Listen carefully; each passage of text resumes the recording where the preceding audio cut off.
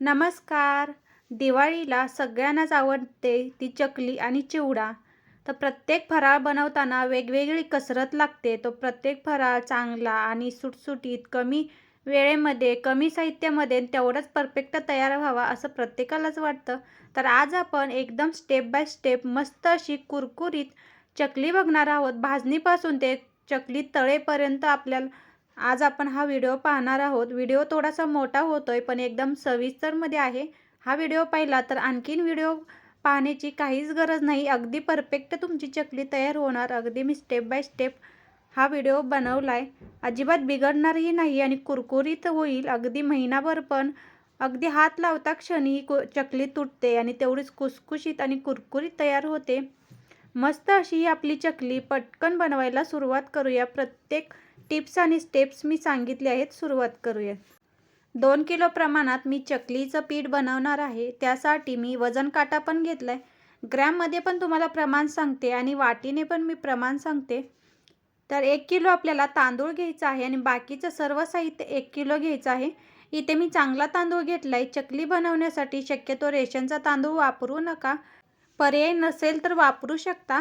पण जो आपण खाण्यासाठी चांगला तांदूळ वापरतो तो जर वापरला तर एकदम चकली परफेक्ट होते. कोलम, मदर इंडिया, जो तांदूळ सुटसुटीत भात होतो तोच तांदूळ आपल्याला घ्यायचा आहे. मी ते मदर इंडिया तांदूळ घेतला आहे. वाटीने पण मोजून दाखवते आणि वजनाने पण मी मोजून दाखवते. मध्यम साईजची मी वाटी घेतली आहे. संपूर्ण भाजणीचं प्रमाण करताना कोणती एक वाटी आपल्याला वापरायची आहे. जर तुम्हाला वाटीचं प्रमाण समजत नसेल आणि 2 किलोची भाजणी करायची असेल तर जी कोणती तुम्ही किराण्यातून डाळ आणता पाव किलो किंवा अर्धा किलो, ती डाळ एखाद्या वाटीमध्ये मोजून घ्यायची. किती वाटी होते ते पाहायचं आणि त्या वाटीनुसार आपल्याला हे प्रमाण घ्यायचं आहे. इथे माझी या वाटीने 4.5 वाटी तांदूळ झाला आहे. अगदी 5 वाटी झाला तरी पण चालेल. मी या वाटीने 4.5 वाटी तांदूळ घेतला आहे आणि वजनी प्रमाण म्हणाल तर 1 किलो तांदूळ आहेत. हे तांदूळ आता आपण बाजूला ठेवूयात आणि या भाजणीसाठी लागणारं बाकीच्या ज्या डाळी आहेत त्या डाळी मोजून घेऊयात. शक्यतो जाड आणि सुटसुटीत भात होणारा चांगला तांदूळ घ्यायचा. रेशनचा तांदूळ पण घेऊ शकता पण तो तांदूळ अगदी जुना हवा. आता मी वाटीने पण हरभऱ्याची डाळ मोजून घेत आहे म्हणजे तुम्हालाही समजेल आणि वजनाने पण हरभऱ्याची डाळ मोजून घेत आहे. 1 किलो तांदळासाठी अर्धा किलो हरभऱ्याची डाळ घ्यायची आहे. इथे माझी वाटीने 2.5 वाटी हरभऱ्याची डाळ झाली आहे. अगदी 1.25 वाटी ते 2.5 वाटी हरभऱ्याची डाळ झाली. 4.5 वाटी तांदळासाठी 2.5 वाटी हरभऱ्याची डाळ झाली. आता आपण मुगाची डाळ मोजून घेऊयात. मुगाची डाळ आपल्याला 200 ग्रॅम घ्यायची आहे. वाटीने 2.25 वाटी डाळ झाली. 2 वाटी ते 2.25 वाटी डाळ घ्यायची आहे आपल्याला. कोणतेही एका वाटीचं प्रमाण घ्यायचं. मी भाजणी झाल्यावरती भाजणीच्या शेवटी सर्व साहित्य मी वाटीने आणि ग्रॅमने एका कागदावर लिहून तो फोटोही अपलोड केला आहे. नक्की पहा. आता आपल्याला उडीद डाळ घ्यायची आहे. ही डाळ थोडीशी चिकट असते त्यामुळे कमी घ्यायची आहे. मी 60 ग्रॅम उडीद डाळ घेतली आहे. वाटीने म्हणाल तर अर्धी वाटी डाळ आहे ही. आता मुगाची डाळ, उडीद डाळ, हरभरा डाळ आणि तांदूळ हे सर्व 4 साहित्य आपल्याला वेगवेगळं धुवून घ्यायचं आहे. डाळी पण धुवून घ्यायच्या आहेत आणि तांदूळ पण धुवून घ्यायचं. सर्व ह्या डाळी आणि तांदूळ वेगवेगळे करून आपण धुवून घेऊयात. जास्त चोळून धुवायचं नाही. अगदी 1 ते 2 पाण्यामध्ये धुवून चाळणीतून पाणी नितळून घ्यायचं आहे. मी डाळ आणि तांदूळ सगळं वेगवेगळं धुवून घेतलं आहे. तांदूळ मी नितळायला ठेवले. एका कॉटनच्या कपड्यावरती असं वेगवेगळं वाळत घालायचं. मी 2 ते 3 तास गॅलरीमध्ये सावलीत वेगवेगळं वाळत घातलं होतं. उन्हात वाळत घालायचं नाही. छान असं आता वाळलं आहे. वेगवेगळं आता आपण भरून घेऊयात आणि हे सर्व साहित्य भाजून घ्यायचं आहे. ऊन लागू द्यायचं नाही. जर तुमच्याकडे गॅलरीत जागा नसेल तर फॅनखाली पण वाळवून घेऊ शकता. मी सर्व साहित्य भरून घेतले. डाळी धुवून वाळवून झाले आहेत. आता एका परातीमध्ये एक्स्ट्रा लागणारं साहित्य घेतलं आहे मी. धने, शाबू, ओवा, जिरे आणि पोहे यांचं प्रमाण पण मी ग्राममध्ये आणि वाटीमध्ये पण दिलं आहे. आणि हे जे साहित्य भाजणीचं आहे त्याचा मी शॉर्ट व्हिडिओ पण आपल्या चॅनलवरती टाकला आहे. तो पण तुम्ही नक्की पाहू शकता. अगदी परफेक्ट मी तशीच भाजणी केली आहे. ओवा, धने, जिरे यांचं पण मी प्रमाण घेतलं आहे ग्रॅममध्ये पण आणि वाटीमध्ये पण. आता हे सर्व साहित्य आपल्याला एक एक करून वेगवेगळं कढईमध्ये भाजून घ्यायचं. एकत्र कधीच भाजायचं नाही. जर एकत्र भाजलं तर एखादी डाळ पटकन भाजली जाते, एखादी डाळ भाजण्यासाठी वेळ लागतो. त्यामुळे वेगवेगळं भाजून घ्यायचं. तांदूळ मी अर्ध अर्ध करून भाजून घेणार आहे. मध्यम गॅसवरती भाजायचं, जास्त गॅस बारीक पण करायचा नाही. अगदी हलकंसं गरम करून घ्यायचं. आपले तांदूळ, डाळी किंवा इतर साहित्य करपणार नाही किंवा डाग लागणार नाही एवढी काळजी घ्यायची. जास्त जर कडक भाजलं तर आपली चकली कडक होऊ शकते. त्यामुळे हलकंसं गरम झालं की भाजणी करताना तांदूळ किंवा डाळी गॅस बंद करायचा आणि कढईमधून काढून घ्यायचं आणि दुसरं साहित्य परत भाजून घ्यायचं. धने जिरे पण मी सगळं साहित्य भाजून घेतले. मस्त अशी आपली भाजणी तयार झाली. परफेक्ट 2 किलो प्रमाणात ही भाजणी होते. थंड करून घ्यायची आणि मिक्स करून गिरणीतून दळून आणायची. मी गिरणीतून बारीक अशी दळून आणली आहे. चाळणीने चाळण्याची आवश्यकता नाही. जर तुम्हाला वाटलंच तर चाळून घेऊ शकता. 2 किलो अशी मी भाजणी दळून आणली आहे. कधीही गिरणीतून भाजणी दळताना गव्हाच्या पिठावरती दळायचं नाही. एकतर तांदळावरती किंवा बेसन पिठावर ही भाजणी दळून आणायची.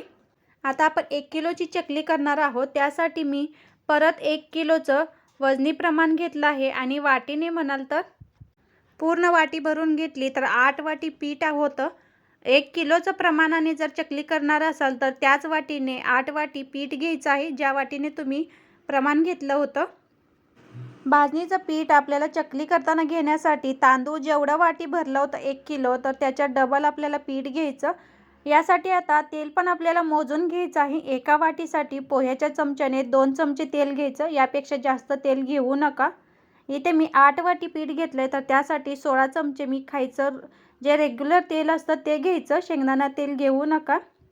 मी 16 चमचे तेल घेतले आणि वाटीने अर्धी वाटी तेल झालं आहे. एकच वाटीचं प्रमाण ठेवायचं भाजणीपासून ते चकली करेपर्यंत. आता मी 1.5 चमचा लाल तिखट घेतलं आहे. घरी बनवलेलं लाल तिखट आहे. चवीनुसार मीठ घ्यायचं आणि तीळ एक पाव वाटी घ्यायचं. पाव वाटी ते अर्धी वाटी 1 किलो भाजणीसाठी घेऊ शकता. आणि तेल घेतलं आहे. चकली करताना चकली मसाला वापरायचा नाही. मी हळद पण घेतली नाही. हळद टाकली तर चकली नरम पडू शकते आणि चकली मसाल्याने पण जास्त अशी चकलीला टेस्ट येते. कारण आपण ओवा, जिरे आणि धने भाजणी टाकले होते, त्यामुळे चकली मसाला घेण्याची गरज नाही. आता ज्या वाटीने आपल्याला पीठ घेतलं आहे तर त्याच वाटीने पाणी घ्यायचं आहे. जेवढं पीठ घेतलं आहे तेवढंच पाणी घ्यायचं. 8 वाटी पिठासाठी 8 वाटी पाणी घ्यायचं. त्यापेक्षा जास्तही घेऊ नका आणि कमीही घेऊ नका. पाणी गरम झाल्यावरती आपण जे साहित्य घेतलं आहे तेल, मीठ, लाल तिखट आणि तीळ या पाण्यामध्ये मिक्स करायचं. पाण्याला परत उकळी येऊ देऊयात. जेवढं तुम्ही वाटीने पीठ घेताय तेवढंच पाणी घ्यायचं. पीठ घट्ट होतं पण एक्स्ट्रा पाणी घेऊ नका. पाण्याला तर आपली उकळी आली आहे. आता यामध्ये जे आपण पीठ घेतलं आहे भाजणीचं ते आता यामध्ये हळूहळू करून मिक्स करून घेऊयात. पिठाची उकड काढून घ्यायची आहे. पाण्याला उकळी आली आहे. गॅस मध्यम करून घ्यायचा आणि थोडं थोडं पीठ टाकून आपल्याला उकड काढून घ्यायचे. जसं आपण हंडी पापड बनवण्यासाठी उकड काढतो अगदी तसंच करायचं आहे. आता या पाण्यामध्ये हे पीठ घालूयात आणि लगेच मिक्स करायचं नाही. असंच गॅस बारीक करायचा आणि 5 मिनिटे झाकण ठेवायचं. जे लाकडाचं तुमच्याकडं चमचा असेल किंवा लाटणं असेल त्यानं आपल्याला हे पीठ वैरायचं आहे. सगळं पीठ मी पाण्यामध्ये ओतलं आहे. आता वरती झाकण ठेवायचं. मिक्स न करताच बारीक गॅसवरती एक 5 मिनिटे असं शिजू देऊयात. मी 5 मिनिटे झाकण ठेवलं होतं. लाटणीने आता हे पीठ आपण वैरून घ्यायचं आहे. गॅस बारीकच ठेवायचा. उलटण्याने पीठ वैरू नका. पटकन असं एकसारखं वैरता येत नाही. एका हाताने कपड्याने असं पातेलं पॅक धरायचं. गॅस बारीक ठेवायचा आणि लाटण्याने आपल्याला पीठ वैरवून घ्यायचं आहे. जेवढं पीठ आहे तेवढं पाणी आपण मिक्स केल्यामुळे पीठ थोडंसं घट्ट होऊ शकतं, पण मिक्स करून घ्यायचं. चांगलं असं आपल्याला एक 5 ते 6 मिनिटे हे पीठ एकजीव करून घ्यायचं आहे. या स्टेजला तिखट आणि मीठ बरोबर आहे का हे पाहायचं.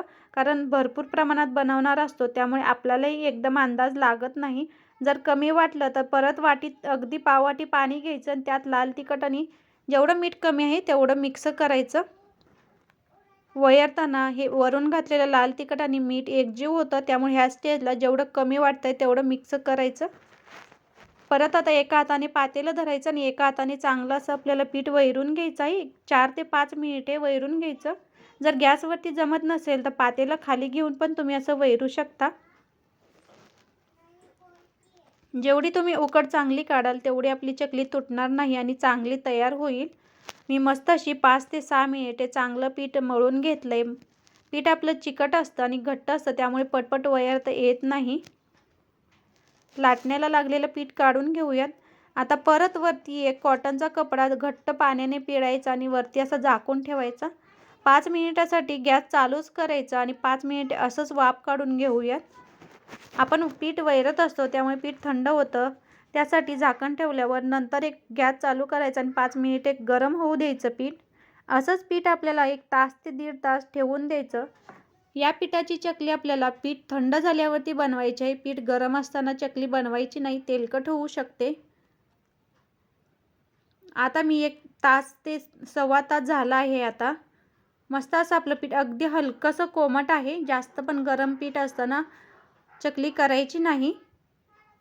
जेवढं पीठ थंड होईल तेवढी चकली बनवली तर कमी तेलकट होईल आणि छान अशी बनवता येईल. यामधील आपल्याला थोडं थोडं पीठ घेऊन मळून घ्यायचं आहे. एकदम पीठ मळून ठेवू नका, परत झाकण ठेवायचं पातेल्यामधील पिठावर. आपल्याला एका वेळेस सोऱ्यात जेवढं पीठ बसणार आहे तेवढंच पीठ आपल्याला ताटामध्ये घेऊन मळून घ्यायचं. पीठ अगदी घट्ट झालं आहे. एका फुलपात्राच्या मदतीने किंवा तांब्याच्या मदतीने पीठ असं छान मळून घ्यायचं. पीठ जास्त घट्ट वाटतंय त्यामुळे मळायला बराच वेळ लागतो, पण पाणी शक्यतो घेऊ नका, कारण चांगली उकड काढल्यामुळे जर पातळ पीठ तुम्ही केलं तर जास्त तेलकट होऊ शकतं. त्यामुळे एवढं घट्ट पीठ हवं आहे. जेवढ्या वाटीने पीठ घेतलंय 8 वाटी पिठासाठी 8 वाटी पाणी घेतलं असेल तर एक्स्ट्रा पाणी घालायचं नाही. पीठ घट्ट वाटतंय पण एवढंच असणं आवश्यक आहे, तरच आपली चकली चांगली आणि कमी तेलकट होईल. ही चकलीची रेसिपी माझ्या बहिणीची आहे. तिनं जसं सांगितले अगदी मी तशीच बनवली आहे. कमी तेलकट चकलीसाठी एवढं घट्ट पीठ मळणं आवश्यक आहे. सुरुवातीला आपल्याला कठीण वाटतं पण नंतर काहीच अवघड नाही. अगदी सोपी रेसिपी आहे आणि अगदी कमी तेलकट आपली ही चकली होते. एवढं घट्ट प्रमाणात पीठ हवं आणि एकदम एकजीव पीठ करून घ्यायचं आहे. जेवढं छान पीठ मळाल ना तेवढी आपली चकली कुरकुरीत आणि न तुटता एकसारखी तयार होईल. एका वेळेस आपल्या सोऱ्यामध्ये जेवढं पीठ बसेल तेवढंच पीठ मळून घ्यायचं आणि बाकीचं राहिलेलं पीठ तसंच पातेल्यामध्ये झाकून ठेवायचं आहे. मी पीठ मळून घेतलंय. ज्या सोऱ्यामधून आपल्याला चकली करायची आहे त्याला आतल्या बाजूने तेल लावून घ्यायचं. या प्रकारची चकली बनवण्यासाठी अशा पद्धतीचा सोऱ्या घ्या. जो वरून दाबायचा असतो, कुरडे बनवायचा, त्या सोऱ्याने ही चकली बनवता येत नाही. आणि हा जो दुसरा मी शेवगा दाखवते, शेवगा किंवा सोऱ्या म्हणतात, तो दाखवते, त्यानेही आपल्याला ही चकली करता येत नाही. जर असेल तर ट्राय करू शकता, पण ह्या शेवग्यानेच ही चकली बनवता येते. असा शेवगा असेल तरच एवढं घट्ट पीठ करून तुम्ही चकली बनवा. पीठ पातळ करायचं नाही.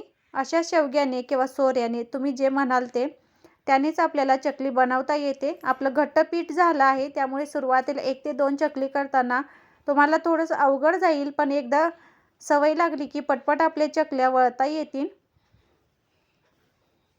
एकदम कमी तेलकट आणि कुसकुशीत चकल्या होतात. आपली पहिली चकली तयार झाली. मध्ये जो कड्याच्या बाजूने फिरवायचा नाही, मध्ये जो जागा आहे ना त्याने बोट ठेवायचं आणि अंगठ्याने फक्त असं फिरवत राहायचं. पटकन अशी आपली चकली वळली जाते. अशाच पद्धतीने सर्व चकल्या करून घ्यायच्या. एका वेळेस कढईमध्ये जेवढ्या चकल्या बसतात ना तेवढ्याच पहिल्या वेळेस करून घ्यायच्या. पहिली चकलीची बॅच तळते त्याच वेळेस दुसऱ्या चकल्या करून घ्यायच्या. एका वेळेस जर कढईत 6 चकली बसत असेल तर दुसऱ्या वेळेस फक्त 6 चकली करून ठेवायचं. वेळ आहे म्हणून जर एकदम करून ठेवलात तर चकल्या कडक होऊ शकतात आणि तेलामध्ये टाकताना तुटू शकतात. कढईमध्ये तेल गरम करून घ्यायचं आणि ही चकली तळताना गॅस कुठेही बारीक करायचा नाही किंवा मध्यम पण करायचा नाही. या पद्धतीची चकली बनवताना गॅस मोठाच ठेवायचा. मोठ्या गॅसवरतीच आपल्याला चकली तळून घ्यायची आहे, कारण ऑलरेडी आपण तांदूळ आणि डाळ धुवून घेतले आहेत. त्यामुळे पण जर मध्यम गॅसवरती तळलं तर तेलकट होऊ शकते. आणि वाफवून घेतल्यामुळे पण आपलं पीठ हलकं तयार झालेलं असतं आणि तळायला जास्त वेळ लागत नाही. मोठ्या गॅसवरती चकली तळायची आणि फक्त एका वेळेसच पलटी करायची. खालची बाजू तळून झाली आणि बुडबुड्या कमी झाले की असं एका वेळेसच पलटी करायची आणि काढून घ्यायची. चकली कधीही उलटपलट करून तळायची नाही, तेलकट होते. ही चकली मोठ्या गॅसवरतीच तळा आणि जाड बुडाची कढई आणि पसरट अशी कढई घ्यायची. त्यामुळे जास्त अशा एका वेळेस चकल्या तळल्या जातात आणि आपली चकली पटापटा भरपूर अशा तयार होतात. मोठ्या गॅसवरतीच ही चकली तळून घ्यायची, पटकन तयार होतात. पहिली बॅच आपली चकलीची तळून झाली. अशाच पद्धतीने राहिलेल्या सर्व चकल्या आपण तळून घेऊयात. मस्त अशी कुरकुरीत आणि कुसकुशीत आपली कमी तेलकट, अजिबात तेलकट न होणारी, अगदी महिनाभर पण कुरकुरीत राहणारी चकली तयार झाली. मी सांगितलेल्या सर्व टिप्स फॉलो केल्या तर नक्की तुमची चकली एकसारखी आणि कुरकुरीत तयार होणार, 100% गॅरंटी देऊन सांगते. अशा पद्धतीने चकली नक्की ट्राय करून पहा. मी संपूर्ण चकलीचा लिस्ट लिहिलेला फोटो अपलोड करते. भाजणी झाल्यावरती करायचं विसरून गेले, त्यामुळे या व्हिडिओच्या शेवटी मी अपलोड केला आहे, नक्की पहा. एकदम खुसखुशीत आपली चकली तयार झाली आहे. 2 ते 3 वेळेस पानं बदलायची आणि पसरवून ठेवायची. एकदम थंड झाली की मग हवाबंद डब्यामध्ये खाली एक झेरॉक्स पेपर ठेवायचा आणि त्यामध्ये ही चकली ठेवायची. न्यूजपेपरवरती कधीही चकली किंवा तळलेले पदार्थ काढू नका. झेरॉक्स पेपर तुम्ही घेऊ शकता किंवा प्लेन पेपर पण घेऊ शकता. आतून एकदम पोकळ अशी आपली चकली तयार झाली. नक्की ट्राय करून पहा या दिवाळीसाठी. आणि व्हिडिओ कसा वाटला मला कमेंटमध्ये जरूर कळवा. चॅनलवरती नवीन असाल तर चॅनलला सबस्क्राईब करा. हा चकलीचा व्हिडिओ पाहिल्याबद्दल धन्यवाद. आणि ग्रॅममध्ये आणि वाटीमध्ये पण मी लिस्ट लिहिली आहे, स्क्रीनशॉट काढून घेऊ शकता. अशाच नवनवीन रेसिपी पाहण्यासाठी कनेक्टेड राहा. मस्त अशी आपली आतून पण पोकळ आणि कुरकुरीत चकली तयार झाली. अगदी हात लावता क्षणी ही चकली तुटते. नक्की ट्राय करून पहा.